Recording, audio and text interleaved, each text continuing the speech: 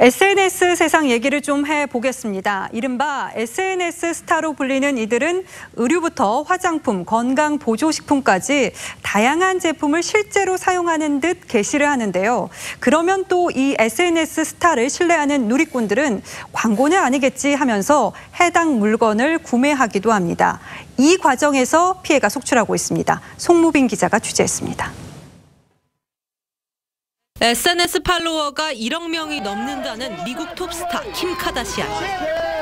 의류나 화장품, 호텔 등 사용 후기를 SNS에 올리면 줄줄이 히트 상품이 됩니다. 업체들로부터 받는 간접 홍보 수입만 연간 수십억 원에 달하는 것으로 알려져 있습니다.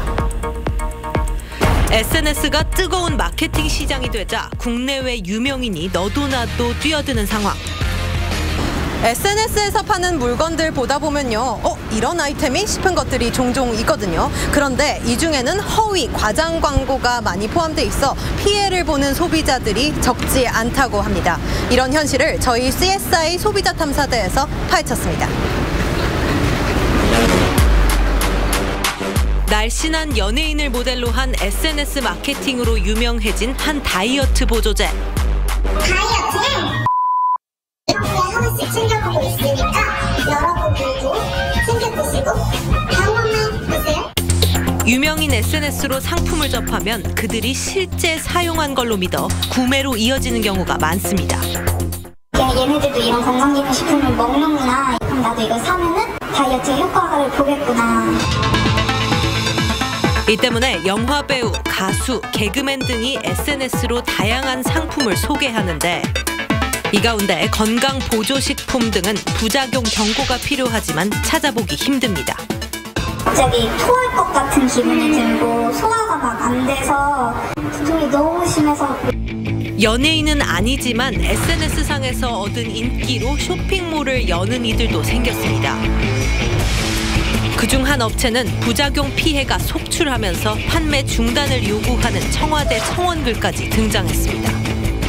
한 3, 4일 때부터 배가 아프고 설사 시작하고 이건 아니다 싶어가지고 중단하니까 바로 그치더라고요. 업체는 산성이 강한 다이어트 식초를 18시간 공복 후 먹으라고 했는데 긴 공복 후에 드시게 되면 위에 오히려 자극과 손상을 주기 때문에 다이어트 효과보다는 오히려 위장 질환을 초래할 수 있습니다.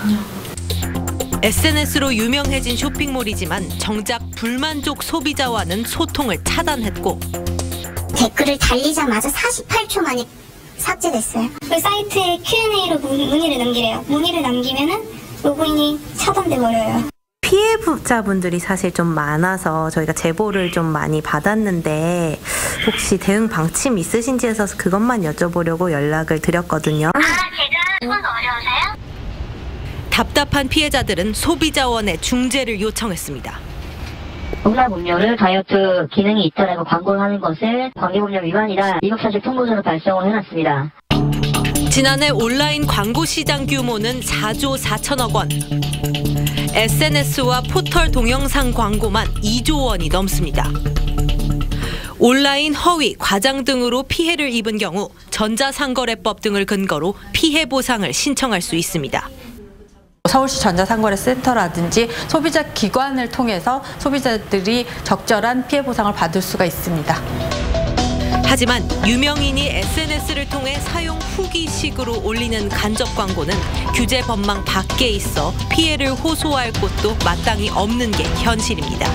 소비자 탐사대였습니다.